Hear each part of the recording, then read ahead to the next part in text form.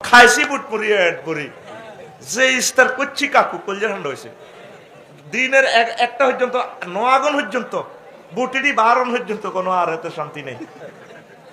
দুগা খেজুর খা, দুগা কিশমিশ খা, এক গ্লাস দুধ খা, কদুর তরমুজ খা, এক গ্লাস বেলের শরবত খা, হালকা 2 টুরা গোস্ত দি সাইডে ভাত খা। এটা হইলো খানা ইস্তারি।